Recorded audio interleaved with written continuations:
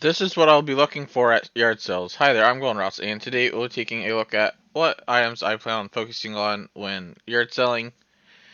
Now, what I'll be focusing on will be a lot different from what I've already been listing on eBay.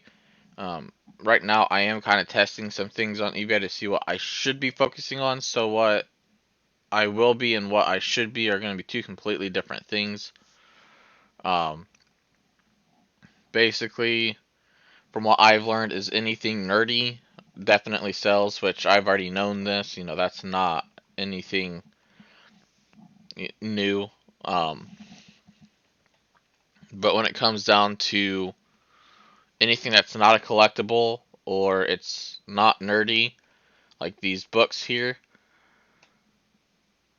it takes a lot longer for them to sell. So I'm going to stay away from stuff that isn't nerdy, gaming, collectible, anything like that. Um, at some point, I may work towards things that are like that don't fit in that category of being nerdy or collectible or anything like that. Um, because as we can see, I have sold a couple of things here and there that are not in that category, but for the most part, a lot of what I've sold is either consoles, games, collectible items. Like this right here, this I'd consider a collectible item because it is a very old computer manual, pretty much. It's for the Commodore 64, and I'd say it's a collectible. You know, Somebody who's knowledgeable on that system or knows about it even may want something like that just because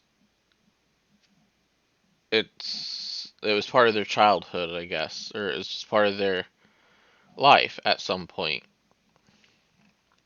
So my primary focus, however, will be electronic stuff, games. At first, I thought it was going to be cards, but I have not sold any cards on eBay yet.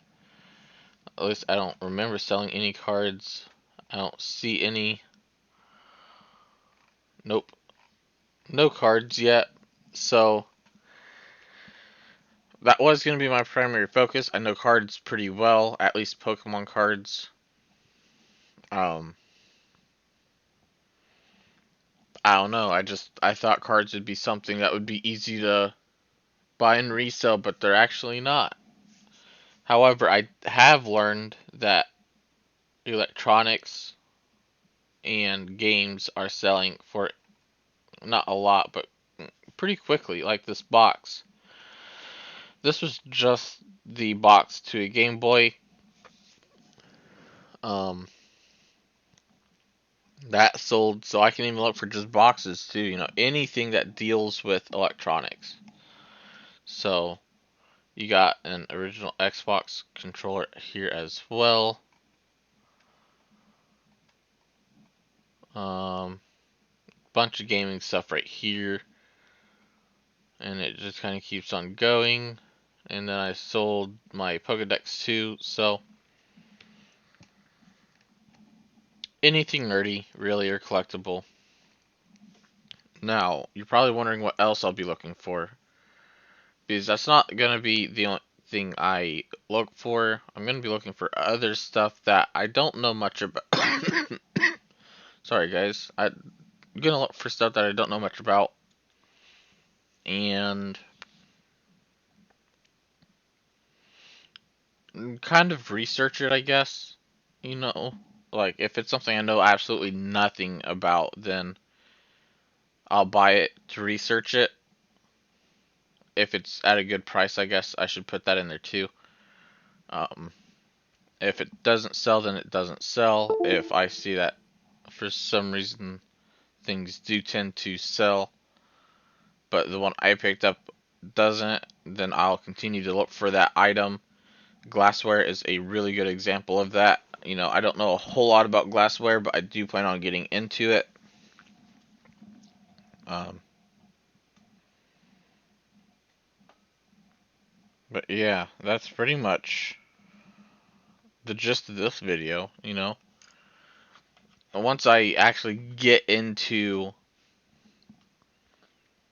buying to resell, I'll go over history facts too, I think. That sounds fun. My friend mentioned that the other day, and it just sounded pretty fun. So I think I'm going to add historical facts into things such as